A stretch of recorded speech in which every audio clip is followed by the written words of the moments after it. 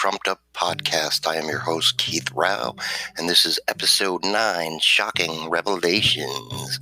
We're going to get into some serious conspiracies this week, but remember to go out and pick up a copy of the Democratic Asylum, a Political Manifesto on Amazon. It's available for $6.99 in paperback plus shipping, or you can also get yourself a copy in ebook Kindle form for $4.99, or if you have a Kindle Unlimited account, that is free.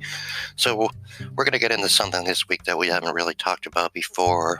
The conspiracies around Jeffrey Epstein, accused pedophiles, untimely death while in federal prison custody. I say alleged because as the autopsy came out this week, and it said he had some broken bones in his neck, and it's quite common for that to happen during strangulation, although they have revealed that it is sometimes possible as well during a hanging, which is how they claim he has died in his cell. There's a lot of investigation going on around that by the feds and the prison bureau and whoever else is on the case. But the fact that 56 people affiliated with the Clintons have committed suicide allegedly, I mean, that's just ridiculous. I mean, nobody knows 56 people that have committed suicide. Most people probably don't know 56 people that actually OD'd on drugs. I mean, that's a drastically high number.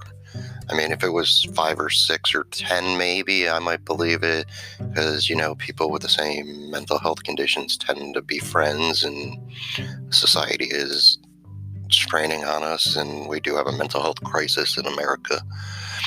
So, and then I guess they found this painting on Epstein's Island or in his mansion or somewhere.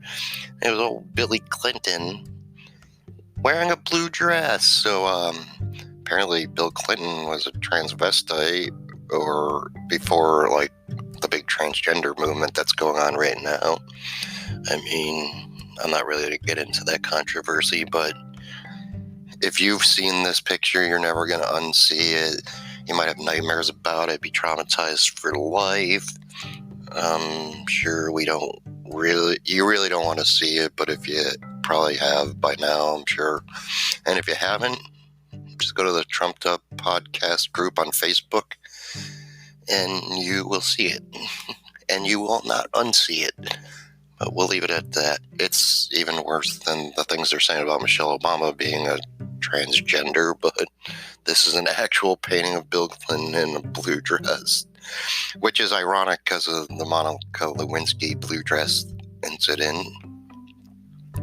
But yeah, old Bill Clinton also said that he had nothing to do with what was going on Epstein's Lolita Express plane and on the Lolita Island, or whatever they want to call that island. I don't know, Sicko Island.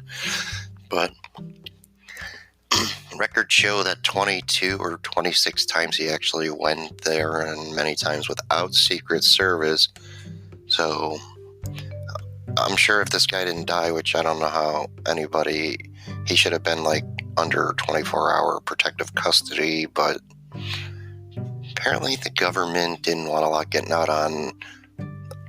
Supposedly there's a lot of people tied up in that whole thing between Hollywood, really high-ranking political figures and whatever. So next, let's get into Biden's blunders. This guy is just the walking gaffe. I mean, you could just go Google or YouTube Biden's blunders, and you can see some of the dumb things he said, like white kids or poor kids are just as smart as white kids, and no white kids are poor or something. I don't know. And then he fumbled and tried to cover this up.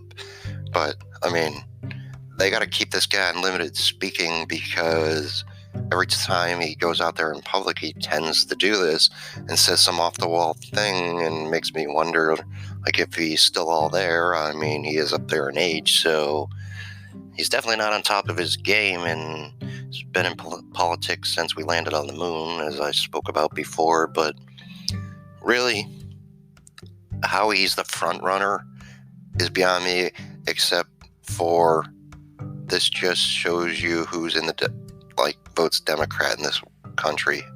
Apparently, they are not people that go out and seek the facts or whatever. I don't know, but I could never vote for the guy. He's just... And then it wouldn't shock me if he went to Epstein's Island with some of the things he's done on camera, sniffing little girls' hairs and all, hugging old ladies and kissing other people's wives. And I mean, yeah, he's got a touchy-feely problem. We'll put it that way anyway.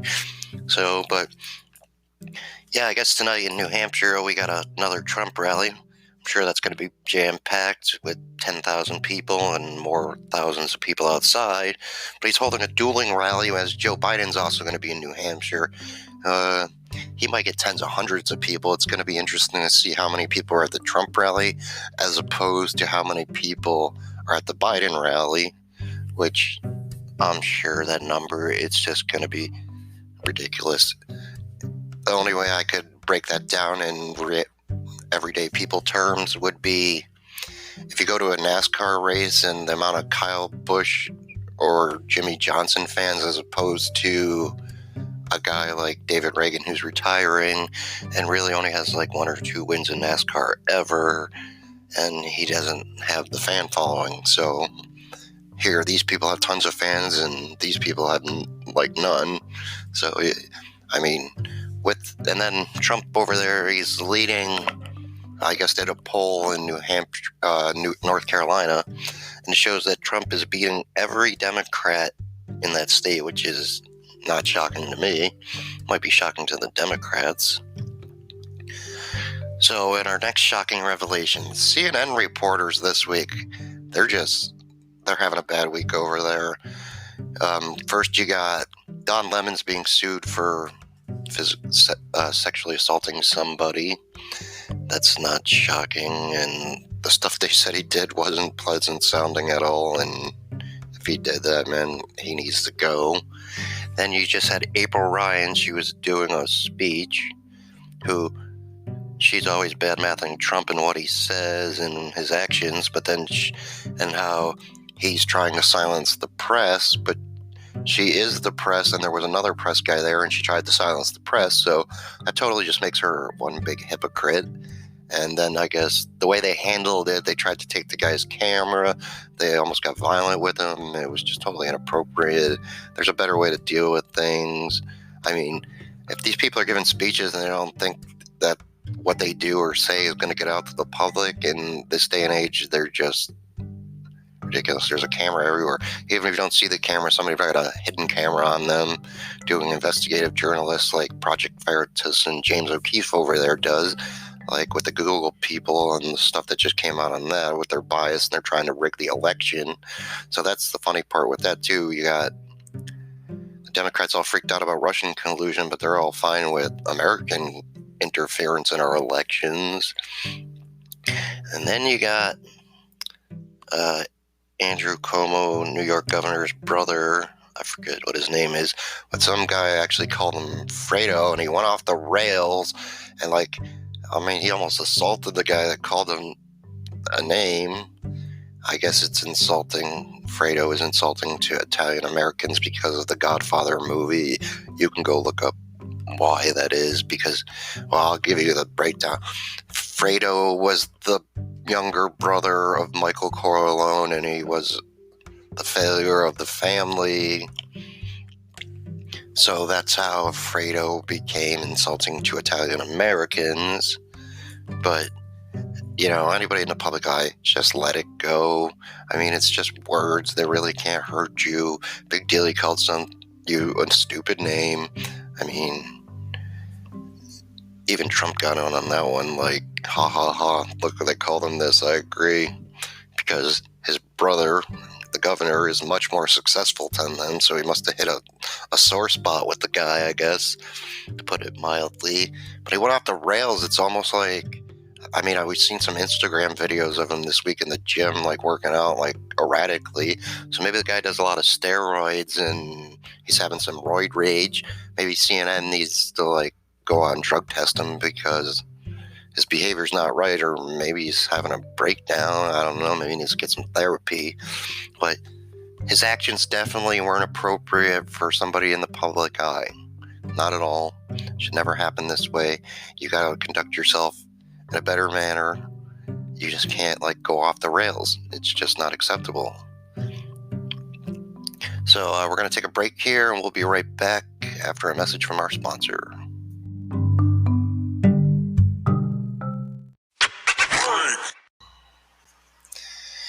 Hey, you too can join the podcasting world and be one of the greatest podcasters out there. Build an audience, get sponsorships, earn money, and do many, many interesting things. You can also get listener support to help sponsor your show, all by using Anchor. Anchor is the easiest way to become a podcaster. Anyone can do it. If you got something to say, or someone thinks you got something to say, or you just want to say something, come and join Anchor and join the podcasting revolution.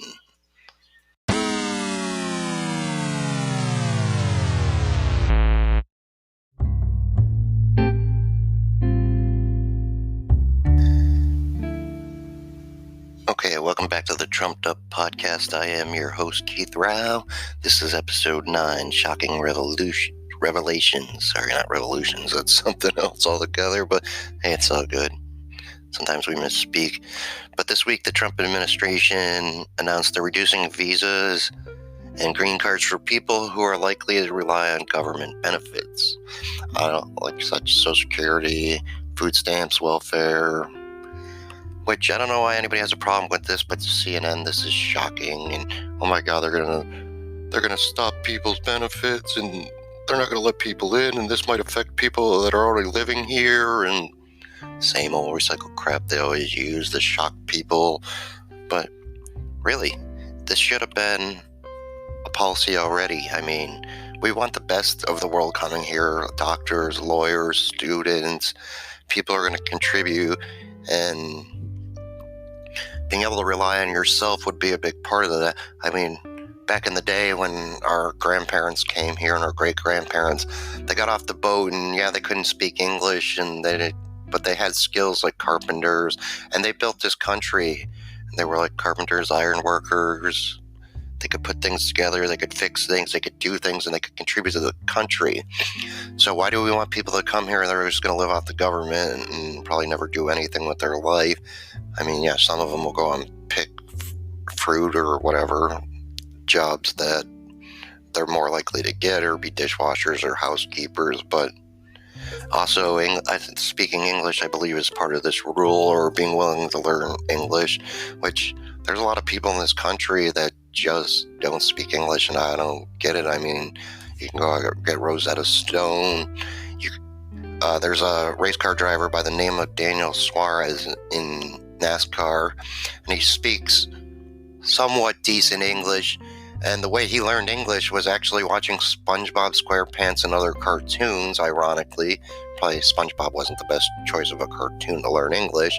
Sesame Street probably would have worked out better, but he actually speaks English, and he can communicate with his American counterparts, and it just works out better because, say you don't speak English and the police stop you, and you're in an area where they don't have Latino or Hispanic police officers or bilingual police officers, that's going to cause a communication barrier between the police and the immigrant that's here that doesn't speak English.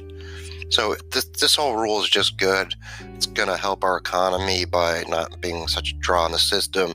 And then we got into in the last episode where a lot of this money that they're getting from these programs are sending back to their countries tax-free, so that'll cut down on that as well.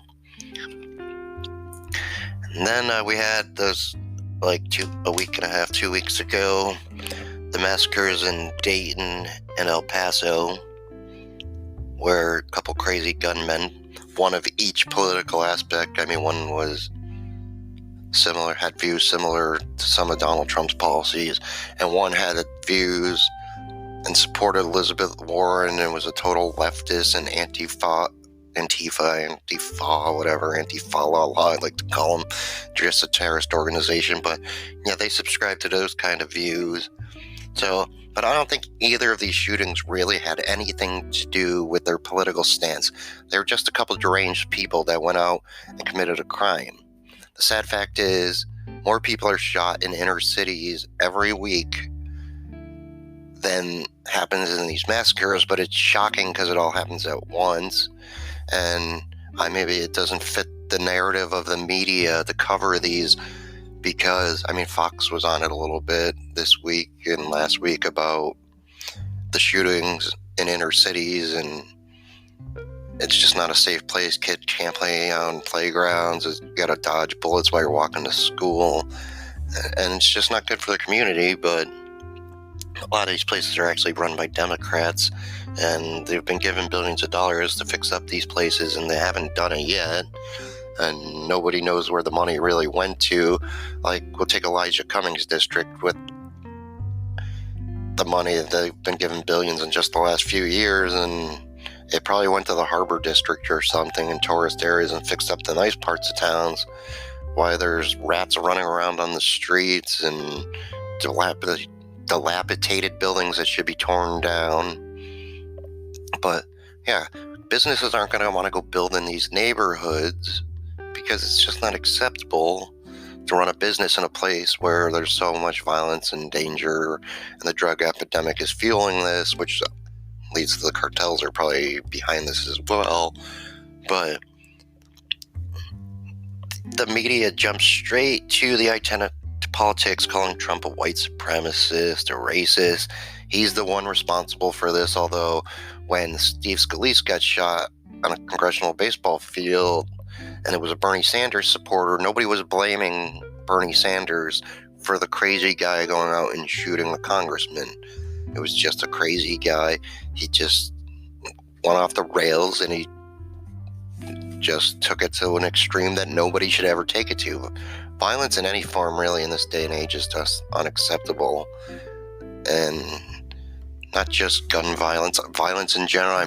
You watch Live PD and there's like nonstop domestic disputes and assaults and bar brawls and craziness, and everybody's got to calm down in America. Seriously, let's come back together instead of, we can be divided politically, we can have differences, but we got to find common ground too, and we got to love our neighbors still, because we have to live near these people, and we just need to start letting things go more.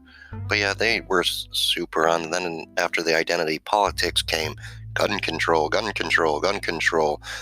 The sad part of that is there was this the shooting of 6 police officers in Philadelphia last night during a routine drug raid. And the guy just started shooting up everybody. I guess he had a handgun, an AR-15, but he was a known drug dealer, and they were doing a raid, which just went totally bad. But a couple politicians went straight on CNN, and they were calling for gun control ever before they even knew the facts, because chances are a guy who's a known drug dealer didn't follow the law when he bought this gun in the first place, because he probably bought it off of some other guy on the street. But nope, they had to call for gun control, and places like Chicago have the strictest gun laws in the country, and there's shootings there every day, every weekend, and gun control isn't working. So we have to figure out what can we do to make it better. But back to the fact that these deranged people are doing these shootings for political reasons or whatever off-the-wall reasons they have. But we also have to take a step back with that, because we can't stigmatize people who are suffering mental health problems. Because the reality of that is, chances are, people with mental health problems are highly more likely to be a victim of a violent crime than ever commit one. Some people have agoraphobia, where you have fears of open spaces, maybe bridges, you have a fear of people. So chances are this person is going to stay in their house and mind their own business and just talk to people on the internet and not really have a lot of public interaction. But when they do, and they go out to the store and then something bad happens, then it'll make their mental health condition worse. But they're not going to go out and attack somebody. They might get loud because that's how people react sometimes when they have mental health problems. A lot of times when people do get loud and obnoxious, and they're either having an anxiety attack or it's a defense mechanism. Oh, you're coming at me, so I'm going to get loud, so I scare you, and then you're going to go away and leave me alone. But the sad part of that is other people are just so bonkers that they're going to keep coming at them, and then something bad's going to happen. But yeah, we can't. Although some of these people that commit these mass shootings without thought about it or thought of the consequences, they're really deranged. They're beyond somebody with a mental health problem. They have, like, to the extremist of extremes when it comes to mental health problems.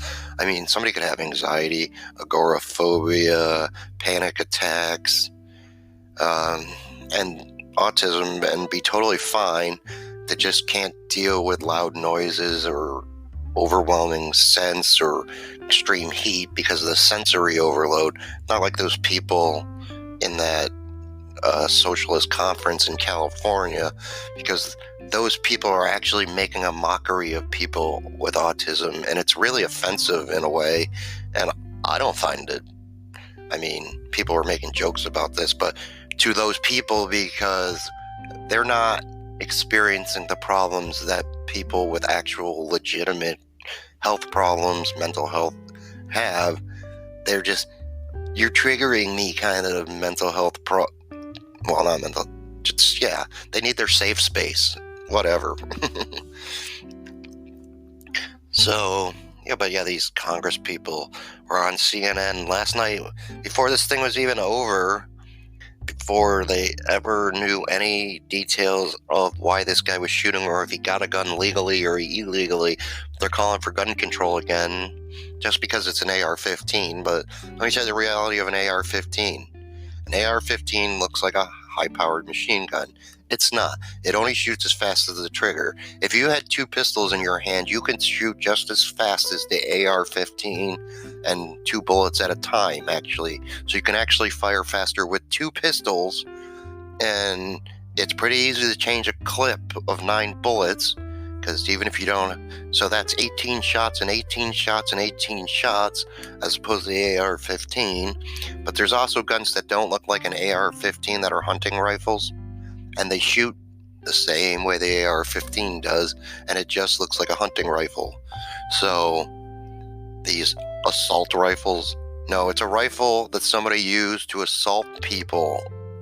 It's different. It's not a machine gun. The only people who have machine guns in this day and age are the military and some police forces. And with what happened in Philadelphia, the media's narrative of, oh my God, we can't militarize our police force. They're not. They're protecting the police for when something like this happens so they can protect themselves and the people around them. And then when this is going on, you got these stupid people are outside taunting the police and throwing things at them, just like the water incident in New York. I mean, you'd think they'd want to live in a safe community or something, but no, they act like animals that were let out of the zoo. And like they just go bonkers because they're finally out of their cage. Not that I'm saying anything offensive in that aspect. I'm not talking about your race, just the actions you're taking are inappropriate and it needs to stop.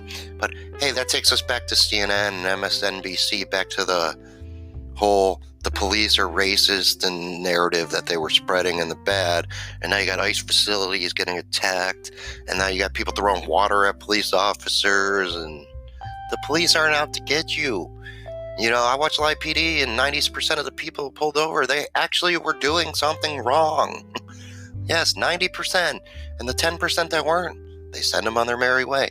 And even sometimes when, hey, they had no driver's license or their license was suspended or had no insurance, they let them go on their merry way. Hey, leave your car here. You can't drive it. You don't have a license or insurance. Call for a ride, take the bus, start walking. But we're going to let you go. We're not going to arrest you for this. It's not a thing we want to arrest people for.